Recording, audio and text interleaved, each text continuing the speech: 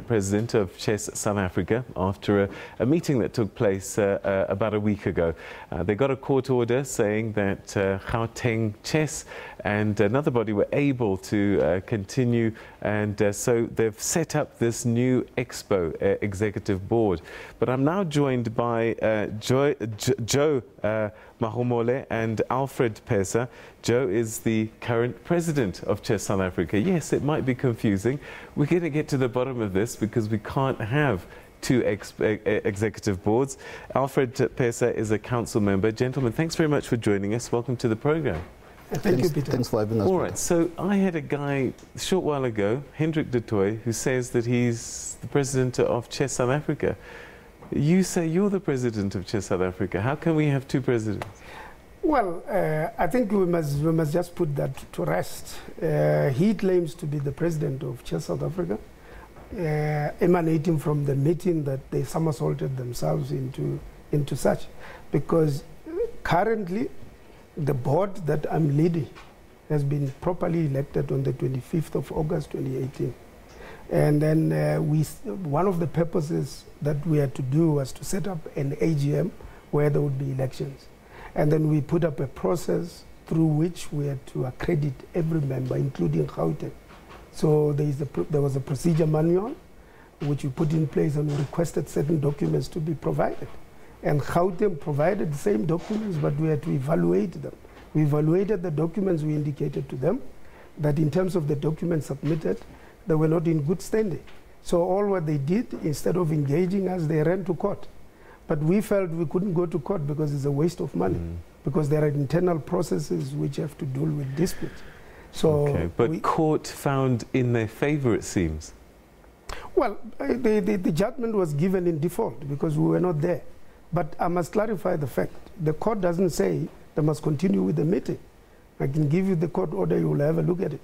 All what it says is they disputed the fact that they were not in good standing. They requested the court, surprisingly, the court to declare them to be in good standing in terms of the constitution of Chess South Africa, which they could not be determined, they could not be declared in good standing in terms of the same constitution, which as the board we gave them an answer. So now the court order says the board must provide them a meeting where they could participate, and the meeting was postponed. Okay, so my understanding is that, Mr. Pesa, that council members are the ones that elect the board. Did you elect Mr. de Tooy and the current board members? No. Mr. de Tooy was not elected. He was part of the last interim, when we elected the interim structure, he was also there, but he lost because they went to court. This is not the first time they went to, this is the second time now. The first time, they ran, because of technicalities, they ran to court. And the court took it back to the council members and said, you must correct it. And then we were given an advocate from the court to prepare for interim structure. And he was part of it.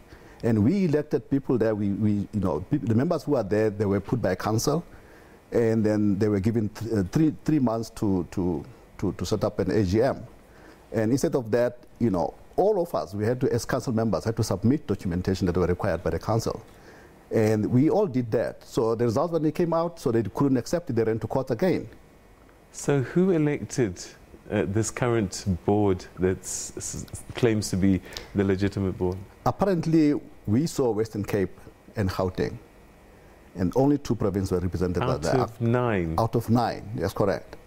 And we know that Western Cape did not submit documentations. So it means they're not in good standing at all. They did not submit at all. So Gauteng also, I think the percentage is about 56%. Yes. All right, so there's some racial overtones as well that are coming through. A black board and a white board. How did Chess South Africa get to this point?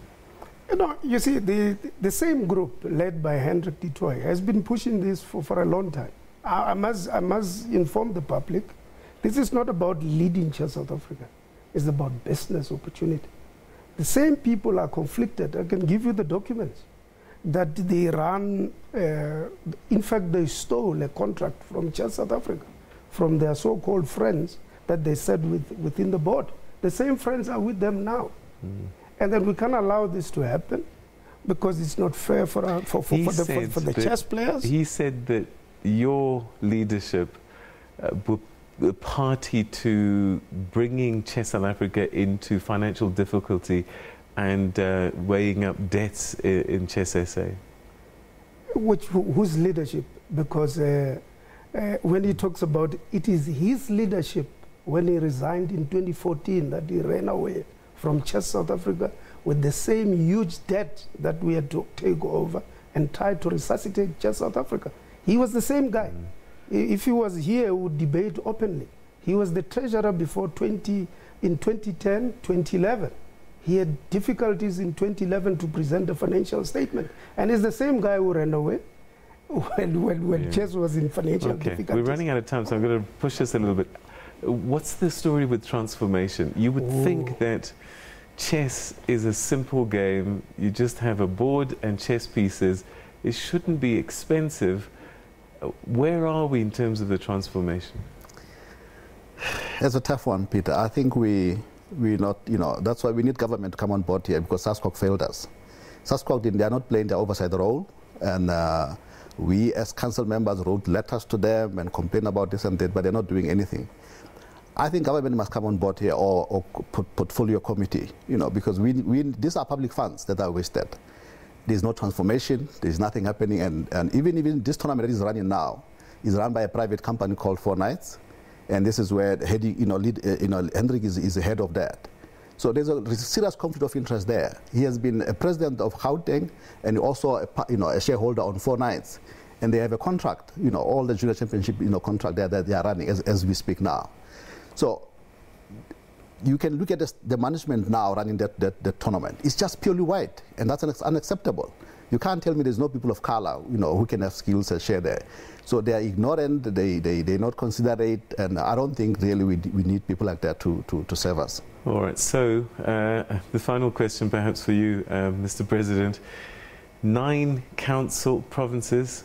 One, it seems, is the one that voted for the current board that Mr. Du Toit says he leads. The other council, the other provinces, are they still behind you then? 100%. If we had time, we'll show you the letters that they wrote.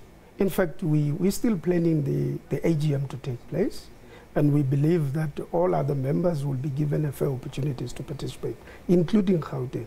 And the issue that they now claiming that they are leading Chess South Africa is just a figment of their own imagination, which we should not entertain. We have informed them that we still have to follow a due process, that things happen properly, because we really have to push transformation as well, because we can't have people who are conflicted, who claim to be running chess, and then they torpedo everything that has to be done properly to bring about transformation.